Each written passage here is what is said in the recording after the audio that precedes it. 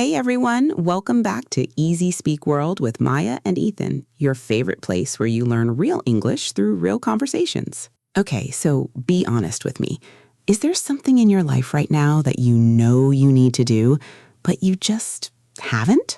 Like you keep pushing it to tomorrow, and then tomorrow becomes next week, and next week becomes, oh, I'll think about it later. Sound familiar? Yeah, that sounds suspiciously specific, Maya. No, I'm not calling anyone out specifically, but also maybe I am, because I think this is one of the most universal human experiences. We avoid things, important things, and we don't even fully realize we're doing it. Right, and the tricky part is, it doesn't always feel like avoidance. Sometimes it feels like being busy, or being tired, or waiting for the right moment. Exactly. I'll do it when I feel ready. And as always, I've got Ethan here with me, who I know has some very calm, very grounded thoughts on this. Yeah, Maya, I appreciate the generous description. Though I'll admit, I've been guilty of this too, more than I'd like to say. Wait, really? You seem like the kind of person who has everything scheduled and color-coded. I mean, I have a planner. That doesn't mean I use it, honestly. See, that's the thing. Avoidance doesn't look the same for everyone. It can look super organized on the outside. Okay, but before we go deeper, if you're new here, welcome to EasySpeakWorld. We're really happy you found us. And if this conversation is already making you think, oh, this is me, hit that like button, subscribe so you don't miss our next episodes. And I want to ask you right now in the comments, what is the one thing you've been avoiding lately? Could be a conversation, a decision, a habit. Drop it below. We read every single comment. So let's actually get into this. Because I think most people, when they hear the word avoidance, they picture someone lazy or someone who doesn't care. But that's not really true, is it? No, not at all. Actually, sometimes the people who avoid things the most are the ones who care too much. That's such a good point. There's a term for this, overthinking, and it's closely connected to avoidance. When something feels too big, too important, or too emotionally loaded, the brain kind of freezes. Oh, I love that you said emotionally loaded. Let's hold that phrase, emotionally loaded. It means something that carries a lot of feelings, a lot of emotional weight, like a conversation with your parents about your career choices. That's emotionally loaded. Perfect example. Or telling a friend something difficult, or applying for a job you really want. Because if you try and fail, it means something. But if you never try, then it can't hurt you. Or at least that's what part of your brain believes. Exactly. And that's where it gets really interesting. Avoidance often feels like protection. Ooh, say that again. Avoidance feels like protection, like you're keeping yourself safe. But what it's actually doing is keeping you stuck. Okay, I need to share something personal here because I think it'll resonate. A few months ago, I had to have a really difficult conversation with someone close to me, someone I'd been frustrated with for a long time, and I kept putting it off. Weeks went by, and I told myself, I'm just waiting for the right moment. And was there a right moment? No, the right moment doesn't exist. I finally just did it, and it was awkward and uncomfortable, and also completely fine. The anticipation was so much worse than the actual thing. That is so common. There's actually a phrase for that in English, building it up in your head. When you imagine something will be so much worse than it actually is. Yes, I built it up so much in my head. You overthink it, you rehearse it, you imagine every possible bad outcome, and then reality is like, okay, that was manageable. And this applies to so many things, not just difficult conversations, job applications, doctor's appointments, saying sorry to someone, even just sending an email you've been drafting for a week. The email draft graveyard. So many emails just sitting there, never sent. Classic. Let's actually talk about why this happens, because I think understanding the reason helps. Ethan, from a more thoughtful, reflective perspective, why do humans avoid things? So there are a few reasons, and they're all connected. The first one is fear of failure. If I don't do the thing, I can't fail at it. Simple but powerful. The second one? Fear of judgment. What will people think? What if I look stupid? What if I say the wrong thing? Okay, and I'll add a third one, perfectionism, wanting to do something perfectly, so you never actually start because the conditions are never perfect enough. Oh, that one's real. I'll start when I'm more prepared. I'll apply when I have more experience. I'll have that conversation when I know exactly what to say. Right, and the preparation becomes the avoidance. Exactly. It's disguised as productivity. You're doing research, you're making plans, you're getting ready, but really you're just delaying the moment of actually doing. And here's what I find fascinating. The thing you avoid usually grows bigger the longer you avoid it. Yeah, I know what you mean. It's like a bill you don't open. Every day you don't open it, it feels heavier. Great analogy. Analogy, by the way, that's a really useful English word. An analogy is when you compare two different things to explain an idea. Like avoiding a problem is like ignoring a leak in your roof. If you fix a leak early, it's a small job. Leave it long enough and it becomes a disaster. And that's what avoidance does to problems. They don't disappear, they marinate. They marinate. I love that. Marinate usually means to let food soak in a sauce to add flavor, but we use it informally to mean something sits and develops, sometimes used humorously, like let that thought marinate, meaning let it sit and develop in your mind. Or in this case, let that problem sit and get worse. Exactly. Much less delicious. So we've talked about what avoidance is, why it happens. Now let's talk about what to actually do about it. Because staying with us for the next part is going to be worth it.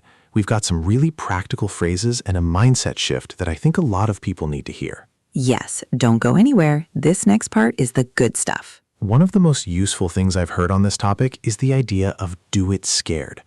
Don't wait until you feel ready. Don't wait until the fear is gone. Do it while you're scared. Ooh, that's uncomfortable to hear. It is. But think about it. Courage isn't the absence of fear. It's acting despite the fear. And here's a phrase I really like. Feel the fear and do it anyway. It's actually the title of a famous book. Feel the fear, acknowledge it, don't push it away, but do it anyway. Acknowledging the fear is important because if you try to pretend you're not scared, it doesn't work. Your body knows. Your hands shake. Your voice tightens. I call that my oh no voice. Puts on a slightly strained voice. I'm totally fine. Everything's great. We've all been there. So instead you say, okay, I'm scared. That's real. And I'm doing this anyway. That's different. That's honest. And somehow it makes it easier. Another thing that really helps is something called shrinking the task.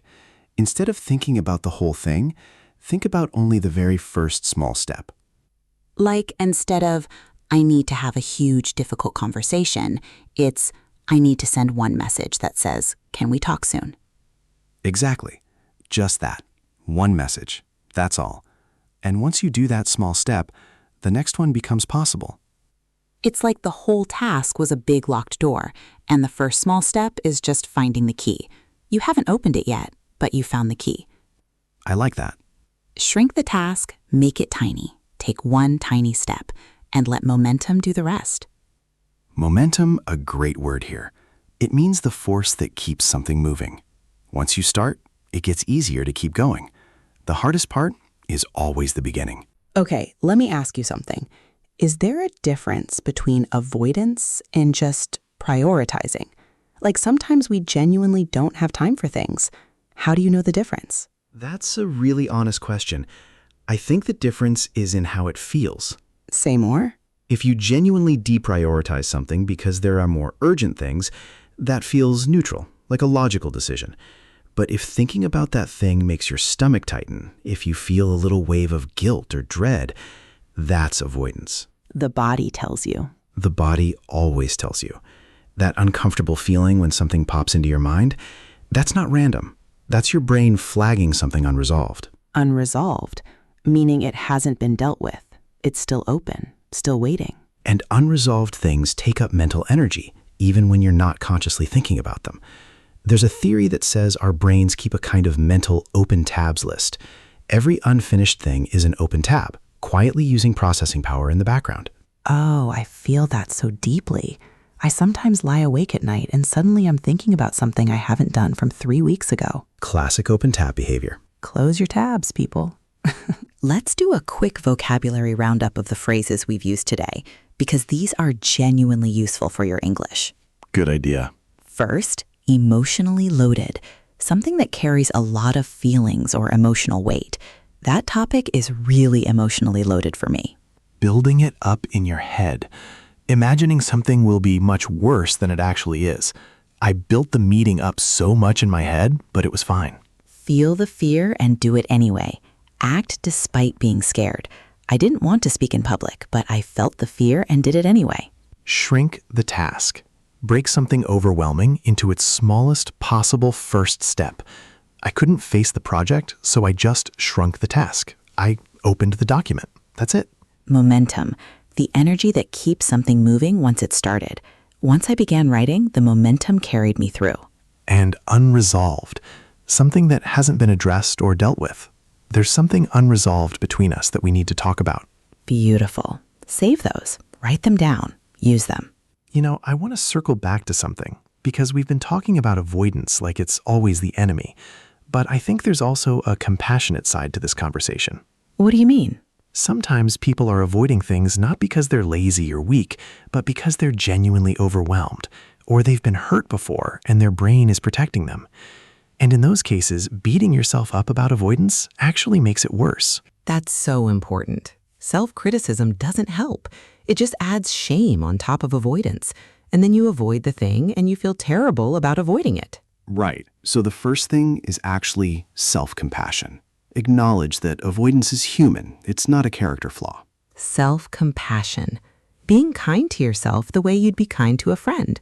If your friend told you they were struggling to have a hard conversation, you wouldn't say, "What's wrong with you? Just do it." You'd say, "I understand. That sounds hard. What's one small thing you could do?" Talk to yourself the same way. Talk to yourself the same way. I want to ask our listeners something before we wrap up. Think about the thing you're currently avoiding and ask yourself this question.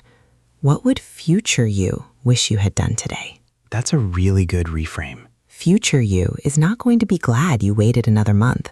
Future you is going to wish you'd sent the message, had the conversation, made the appointment, taken the first step today. And future you doesn't have to have it all figured out. Future you just needs present you to start. Okay, I felt that one. Good. All right, let's bring it home. What are the big takeaways from today? Avoidance isn't laziness. It's usually fear, perfectionism, or emotional overwhelm in disguise. The thing you avoid grows the longer you avoid it. Don't let it marinate into a bigger problem. Do it scared. Feel the fear and do it anyway. Courage isn't the absence of fear. Shrink the task. Find just the first tiny step. One message, one phone call, one sentence written. And be compassionate with yourself. You're human. And the fact that you're thinking about this means you're already moving forward. I love that. The fact that you're thinking about it, that's already something. Okay, we have to wrap up. But before we do, I want to remind you, if this episode resonated with you, please subscribe to EasySpeakWorld. We put out new episodes regularly, and every single one is designed to help you understand and speak English more naturally, more confidently, more like a real speaker. And drop a comment below. We genuinely love reading what you share. Tell us, what's one thing you've been avoiding? And what's the first tiny step you could take this week? No pressure, just honest reflection. You might be surprised what comes up. And if someone in your life needs to hear this conversation, send it to them. You know who it is. You already thought of someone. Send it. Take care of yourselves, everyone. And we'll see you in the next one. Bye. Bye.